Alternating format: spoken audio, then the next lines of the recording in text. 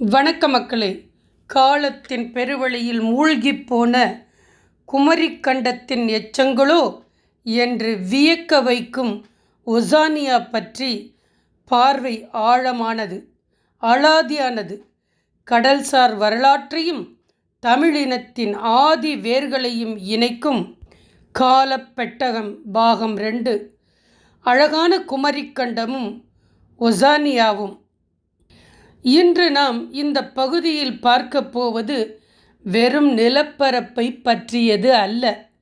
அந்த நிலத்தை விடவும் கடலையே பெரும் தாயகமாக கொண்ட ஒரு விந்தையான உலகத்தை பற்றி.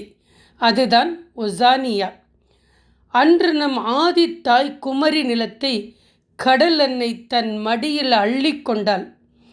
இன்று 5 கண்டங்கள், 5 சமுத்திரங்கள் என்று மனிதன் தன் சுயநலத்தால் வரம்புகள் வகுத்து இயற்கையை கூறு போட்டு கொண்டிருக்கின்றான்.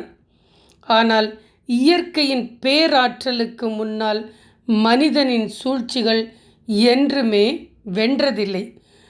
கண்டங்கள் பிரிந்தாலும் கடலால் நாம் இணைக்கப்பட்டிருக்கிறோம் என்பதற்கு ஆகச் சிறந்த சான்றுதான் இந்த ஒசானியா. பசிபிக் பெருங்கடலின் நீல நிற பெருவெளியில் பல்லாயிரக்கணக்கான தீவுகளாக சிதறிக் கிடக்கும் ஒரு தனித்துவமான புவியியல் மண்டலம் இது. ஆஸ்திரேலியா, நியூசிலாந்து போன்ற பெரும் நிலப்பரப்புகளையும் இன்னும் பெயரிடப்படாத எத்தனையோ குட்டி தீவுகளையும் தன்னுள் அடக்கிய பேராச்சரியம். ஒசானியாவை பற்றி நாம் பார்க்கும் பொழுது அதன் பண்பாடு மற்றும் நிலவியல் அடிப்படையில் 4 பெரும் பிரிவுகளாகவே அதை பிரிக்கலாம். ஆஸ்திரேலியா மற்றும் நியூசிலாந்து ஒசியானாவின் பிரம்மாண்ட தூண்களாக நிற்கும் பெரும் நிலப்பரப்புகள். மெலனோசியா, பப்புவா நியூகினியா, பிஜி, சாலமன் தீவுகள் போன்ற பழங்குடி மரபும் தொன்மையான ஆதிக்குடி வரலாறும் நிறைந்த தீவு கூட்டங்கள். மைக்ரோனேஷியா, மார்ஷல் தீவுகள், கிரிப்பட்டி போன்ற கண்ணில் ஒற்றிக்கொள்ளும் அளவிலான மிக சிறிய ஆயிரக்கணக்கான தீவுகளின் மெல்லிய தொகுப்பும். பாலினோசியா, ஹவாய், சமோவா, டோங்கா மற்றும் ஈஸ்டர் தீவுகள் என பசிபிக் கடலின் நடுவே ஒரு பிரம்மாண்ட முக்கோண வடிவில் விரிந்து கிடக்கும் அகண்ட கடல் பகுதி. இவை அனைத்தும் குமரிக்கண்டத்துடனான தொப்புள் கொடி உறவு. ஒசானியா என்ற சொல்லின் பொருளோ கடல் உலகம் என்பதுதான். கடலை ஒரு எல்லையாகவோ தடையாகவோ பார்க்காமல் அதையே தங்களின் வாழ்வாதாரமாகவும் பிரதான சாலையாகவும் பார்த்த மனிதர்களின் தாயகம் இது.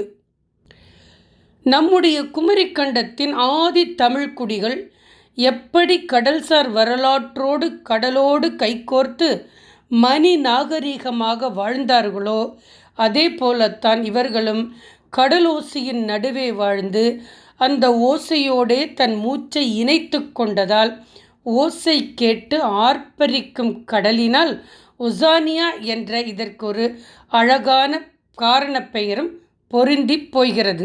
யுகத்தின் ஐசேஜ் முடிவில் கடல் மட்டம் இன்று இருப்பதை விட சுமார் 120 மீட்டர் ஆழமாக கீழிறங்கி இருந்தபோது இந்த நிலப்பரப்போடு இணைந்திருந்த சில வழிகளாக நம் பூர்வக்குடிகள் பயணித்து இருக்கிறார்கள். 60,000 ஆண்டுகளுக்கு முன்னரே ஆஸ்திரேலியாவின் அபராஜினர் ஆதி குடிகளாக நுழைந்தவர்கள் நம் ஆதி தமிழ் குடிகளின் கிளைகள்தான் என்பதில் எல்லளவும் ஐயமில்லை. இடப்பெயர்வினாலும் பருவநிலை மாற்றத்தினாலும் அவர்களின் தோளின் நிறங்கள் மாறி இருக்கலாம்.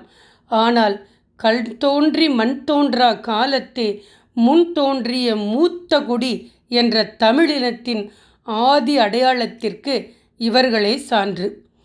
அவர்கள் அந்தமான் தீவுகளில் தங்களை 60,000 ஆண்டுகள் பூட்டி பாதுகாத்து கொண்டு இண்டிஜினஸ் குடிகளாக இருந்தாலும் சரி, பசிபிக் தீவுகளில் பரவி இருந்தாலும் சரி, யாதும் ஊரே யாவரும் கேளீர் என்ற தமிழனின் உன்னத பண்பாடே எங்கும் எதிரொலித்திருக்கிறது. கடல் அலை ஓசைகள் நடுவே ஒசானியாவின் பகுதி 2இல் சந்திப்போம்.